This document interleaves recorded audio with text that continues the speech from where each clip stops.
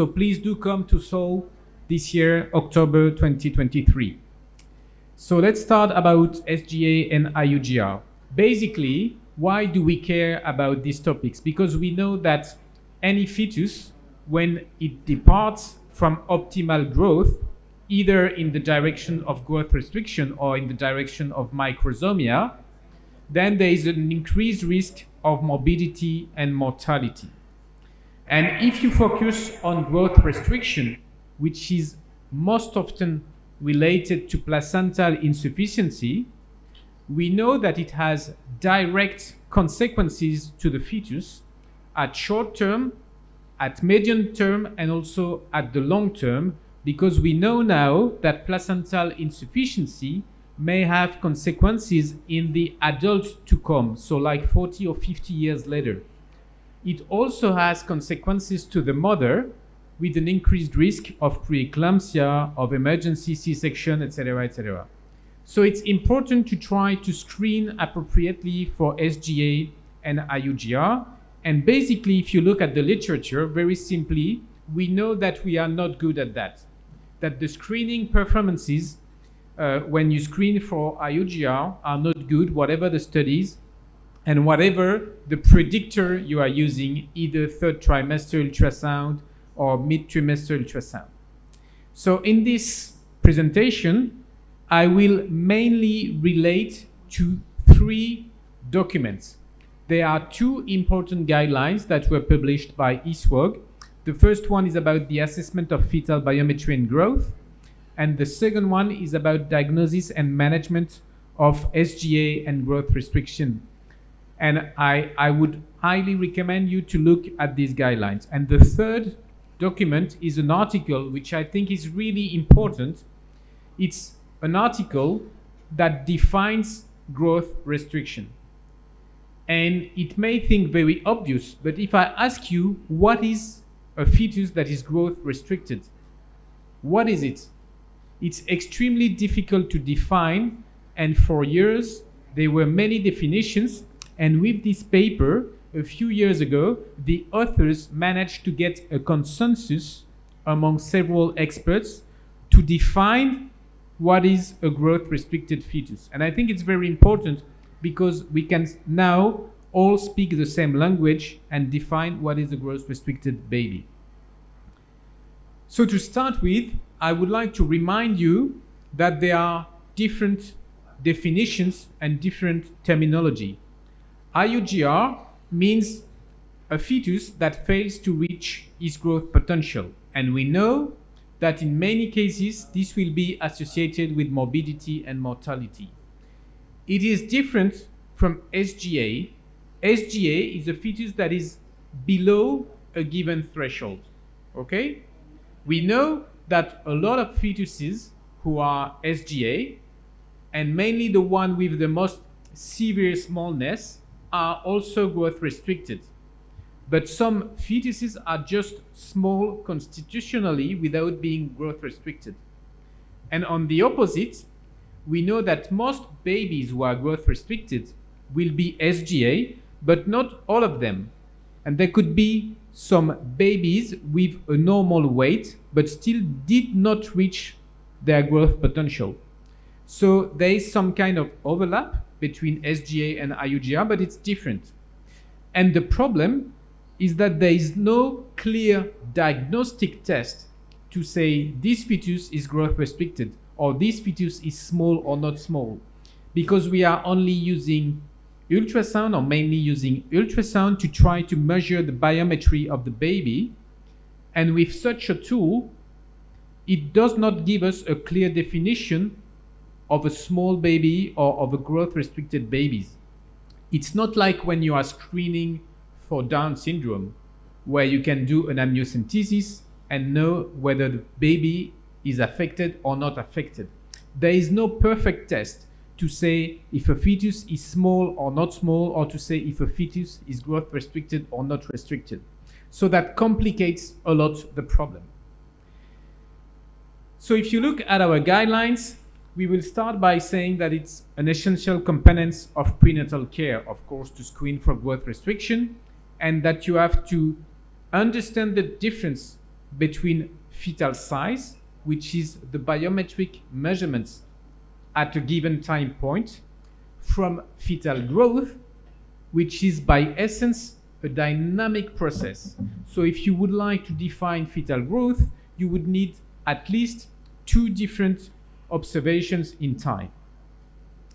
It is extremely important, if you want to start discussing about fetal biometry and fetal growth, to be working on a fetus that has been appropriately assessed for gestational age.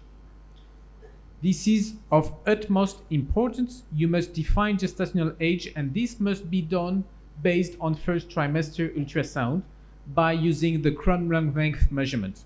And it's extremely important to define gestational age in all pregnancy, and from now we will assume that we know the gestational age. Because you all know that such kind of observation might relate to a baby that is indeed small or growth restricted, but it could also be some error in gestational age assessment. And if there is an error in gestational age assessment, it's impossible to evaluate fetal size and fetal growth. Okay? So it's clear from our guidelines, and it includes the first trimester guidelines, and Leona will be talking about the first trimester guidelines tomorrow morning, that you should assess gestational age in the first trimester based on chromosome length measurement. Then later, if you want to assess biometry, size and growth, you will measure the biparietal diameter, the head circumference, the abdominal circumference, and the femur length. It has to be done properly, following quality criteria that we will discuss later on, and you should use the appropriate definitions and terminology. And these are the terminologies that we recommend.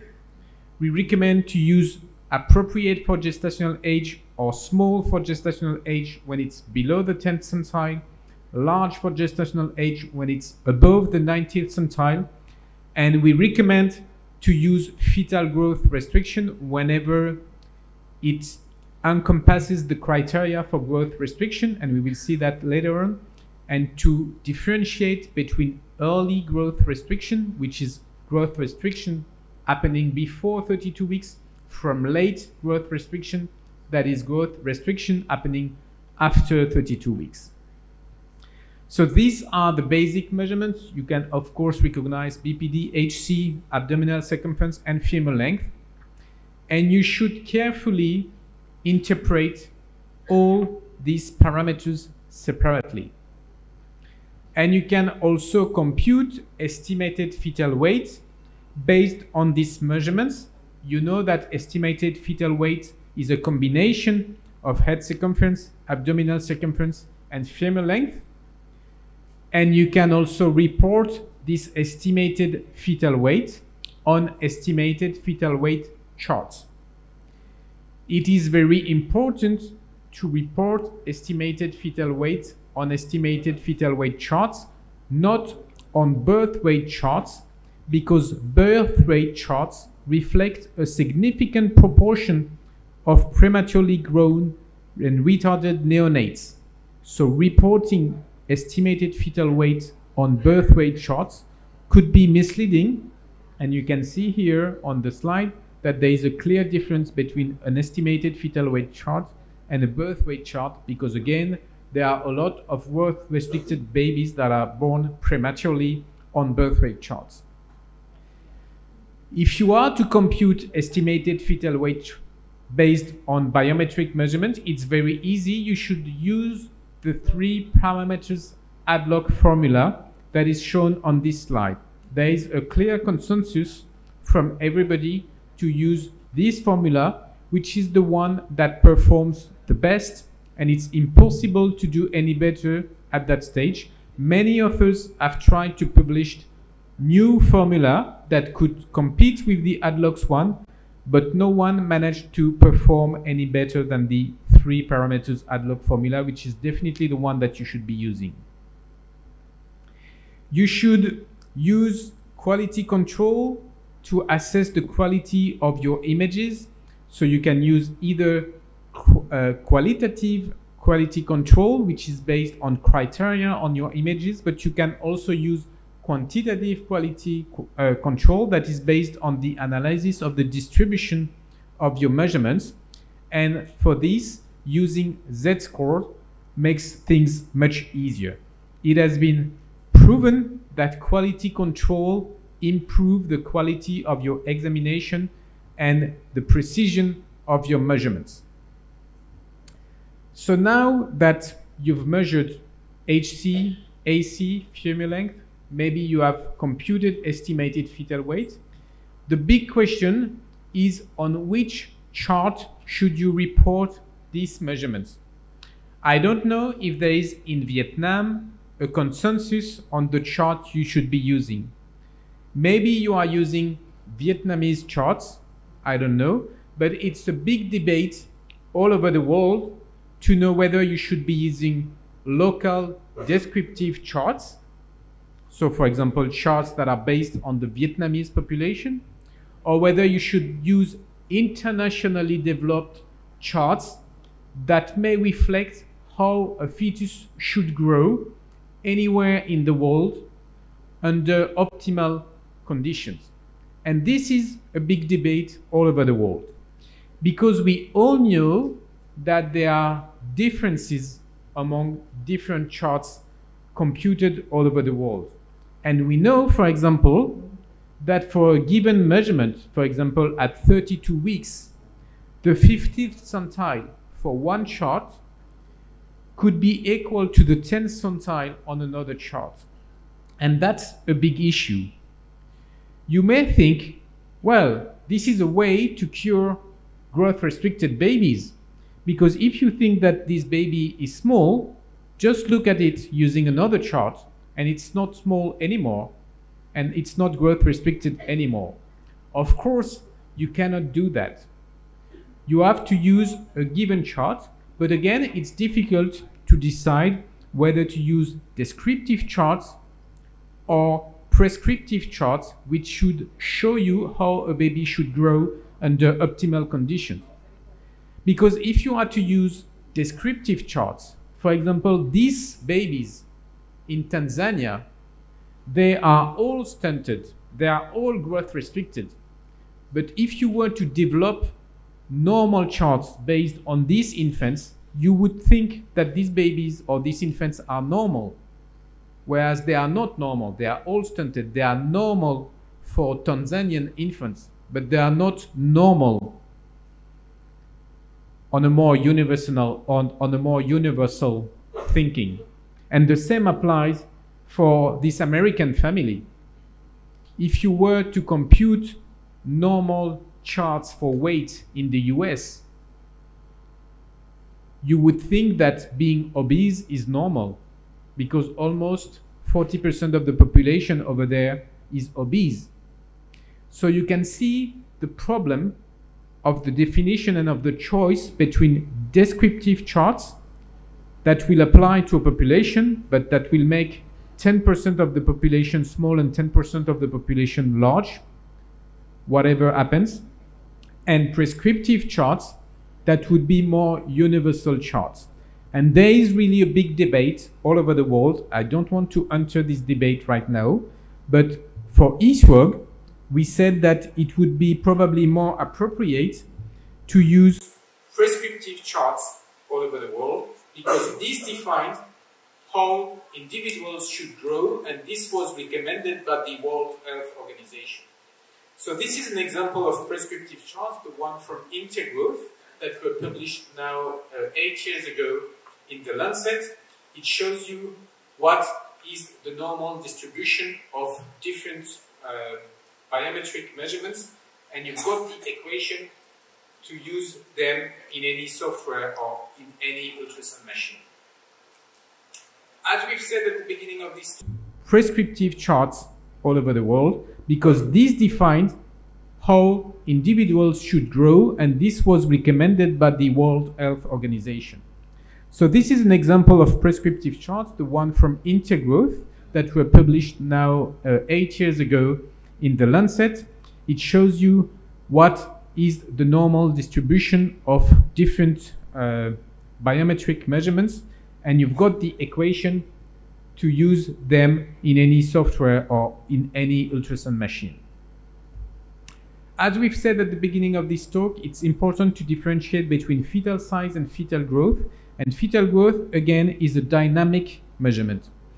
And if you are to analyze fetal growth, it's not optimal to use conventional charts, because these charts were not meant to do that. And we don't know exactly what was the trajectory of the fetal growth of these different individuals within this chart. But still, you can try to assess fetal growth and the dynamic of fetal growth based on such charts, and you can understand how much important is assessing the dynamic of a measurement. Because if I give you only that point, only that measurement, you have a small idea of how the baby is doing. But if I show you this second measurement, this second point in time, then it gives you a completely different interpretation. And if I give you a third measurement, then it changes again, and you have a completely different picture of how this baby is growing. So it's important to assess the dynamic of fetal growth, and we have recommended that third trimester scans may be used different based on local resources and local guidelines. And if you want to assess the dynamic of estimated fetal weight, you should wait at least 3 weeks between 3 different measurements. You may assess as well the quantity of amniotic fluid as part of your biometric assessment of the fetus. You could use either subjective or objective methods to assess amniotic fluid. There is no clear consensus on that. And we have also recommended that in any case you discover a small baby or growth-restricted babies, you should refer this mother to a referral center, and of course you should refer her as a matter of emergency if there is an abnormal umbilical Doppler blood flow with absent or reversed end diastolic blood flow, or if there are any maternal symptoms such as hypertension, then you should refer the woman as a matter of emergency. We also recommend to use Z-scores because it's more straightforward than centiles, but of course you know that there is a strict correspondence between Z-scores and centile, and you've got this correspondence on this slide. It's all okay, Long? You're surviving? Okay. So let's move on. The consensus definition of fetal growth restriction, that is very important, because just to illustrate what I'm saying, this is a slide where you can see different growth restriction definitions that were used in different studies over the past 10 years. And you can see that there is no common definition of growth restriction until that recent paper that I want to comment on. And then we will see how to manage this problem of growth restriction. And there is a guideline now from ISWAG about the diagnosis and management of smallness and growth restricted babies. So what is important is that fetal size alone, which is measuring the fetus, measuring the H circumference, measuring the abdominal circumference, measuring the femur length, or even computing the estimated fetal weight, is not enough to screen for fetal growth restriction. You need something else. You need more things. You need a combination of things. And these other things are growth velocity, the dynamic of growth, we've already talked about that, and the Doppler measurement. It's extremely important. And then within growth restriction, as I said at the beginning of this talk, you need to differentiate between early fetal growth restriction, which is before 32 weeks. Usually, it's easy to diagnose. Usually, it's severe growth restriction. It's easy to diagnose, and the problem is to manage. When should you deliver the baby? That is the main issue. Is it too late? Is it too early? And there is late growth restriction, which is growth restriction after 32 weeks. This is much more difficult to diagnose because often the woman will not have any ultrasound scan up until delivery, and it's only at delivery that you will discover that there was a growth restriction. And it's difficult to diagnose, but it's not that difficult to manage, because usually when you will diagnose growth restriction late in pregnancy, you will decide to go for delivery. So it's important to differentiate these two types of growth restriction, early and late. And again, there has been a consensus now on what is fetal growth restriction based on experts, and you've got this consensus on this slide. It's a very important slide. You can see that you will define early fetal growth restriction as growth restriction before 32 weeks. And what is it? Of course, it's in absence of any congenital anomalies. And it's either a baby with AC or estimated fetal weight below the 3rd centile. So being below the 3rd centile is enough. Or having an absent end diastolic blood flow in the Doppler. So it's very important.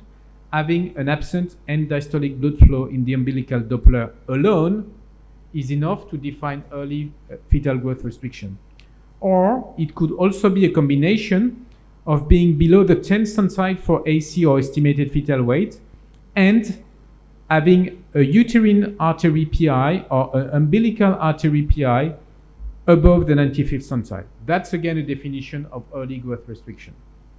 And late growth restriction is almost the same, but it's after 32 weeks. It could be either being below the 3rd centile, it's enough, or a combination of being below the 10th centile and having a decrease in fetal growth, a decrease of more than 2 quartiles. What does that mean? It means, for example, on a first ultrasound examination, you are at the 80th centile, and then at another ultrasound examination, you are at the 20th centile. So it's a drop of 60 points. So that defines, again, growth restriction, more than 50 points of centile, or having a cerebral placental ratio or an umbilical artery PI that is abnormal. So this is the new definition of growth restriction. It's extremely important. How will you manage early growth restriction? Very briefly, because it can depend a little bit on local resources and local policies, you will need to use monitoring of the fetal heart rate and Doppler assessment. Doppler assessment is extremely important to assess the fetal well-being. You will use uterine artery, umbilical artery, middle cerebral artery, and ductus venosus. And in early fetal growth restriction, which is again growth restriction before 32 weeks, it's difficult because you have to balance between the risk of continuing the pregnancy with the main risk of having intrauterine fetal demise or fetal brain abnormalities related to hypoxemia, to severe hypoxemia.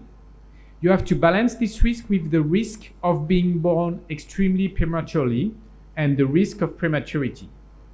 And basically, you have to remember that between 24 and 28 weeks, there is a major change in the prognosis with an improvement in survival of almost 2% per day. You can maintain the pregnancy going on.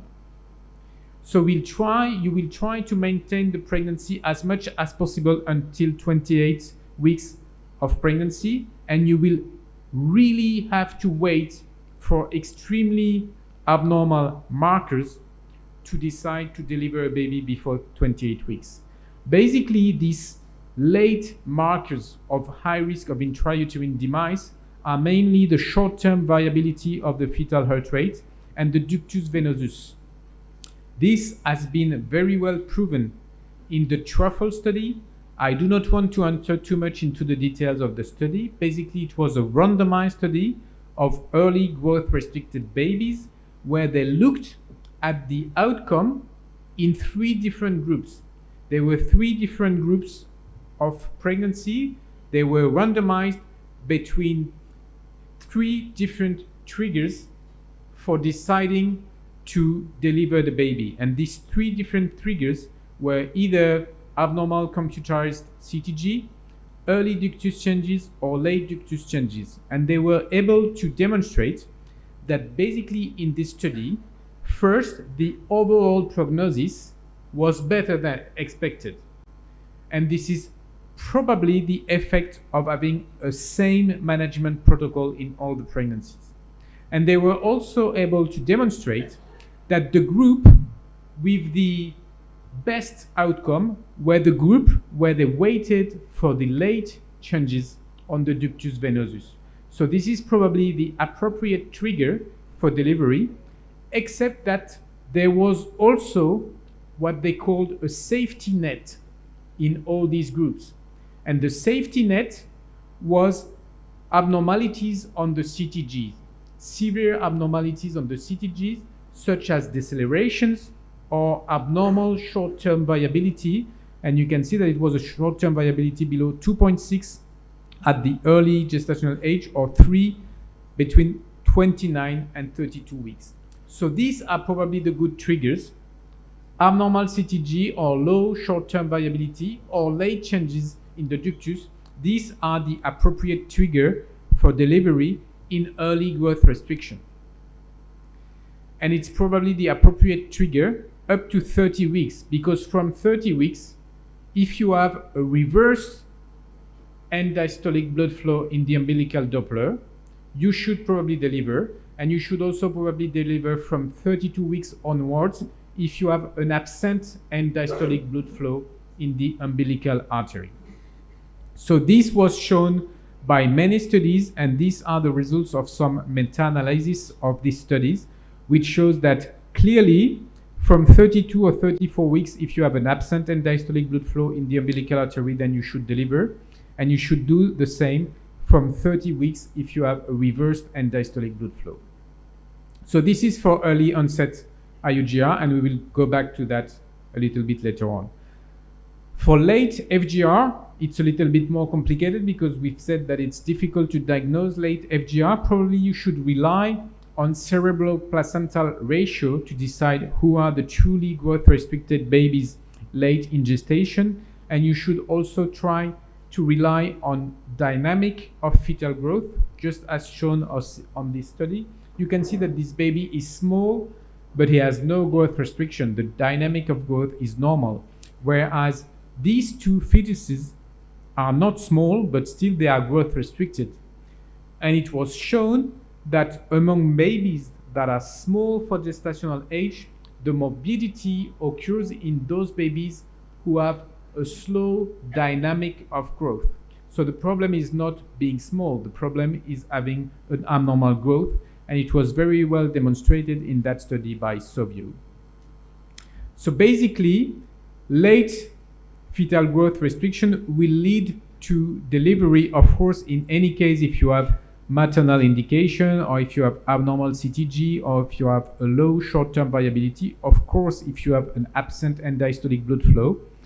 And if you see signs of abnormal umbilical artery Doppler, or if you see signs of severe smallness that are enough to define growth restriction, you will decide to deliver these babies. So as a summary of all of that, you can find in the ISWOG guidelines this slide, which is a kind of sum up of all our guidelines about how to take care of growth restricted fetuses depending on the gestational age, and that will show you which trigger you should use to decide delivery. Of course, you may add other things in your management, including magnesium sulfates or steroids to improve the outcome of the baby. And you have to remember that whatever your protocol, you will never be able to avoid all intrauterine fetal demise. That will still occur whatever your protocol. And this is mainly because late in gestation, most of the intrauterine fetal demise that may occur, even related to placental insufficiency, will occur in babies that are not small, because in late placental insufficiency, hypoxemia will occur before growth restriction occur. So that's important to understand that you will never be able to avoid all intrauterine demise. And also it's important to keep in mind that probably we tend to overestimate the proportion of the fetus that are dead in utero and that are also growth restricted, because between the moment the death occurs and the moment you will deliver the baby, the fetus will lose some weight, and that will tend to overestimate the proportion of the fetuses that are considered to be growth restricted when they are dead in utero. So these are the take-home messages of this talk. Again, extremely important to appropriately assess gestational age based on chromosomal length in the first trimester, appropriate measurements with quality control, appropriate use of the appropriate charts, and there is a debate on that, as you've understood. We suggest to use prescriptive charts, understand the definition and the difference between size and growth, use the appropriate terminology, Z-scores, SGA, FGR, appropriate tool to assess growth, the consensus definition of fetal growth restriction, extremely important, appropriate management and reporting, and understand that once the biometric component is fully standardized for all healthcare providers, then we will be able to improve our screening for FGR by using other tools and mainly Doppler and dynamic of growth. Thank you very much.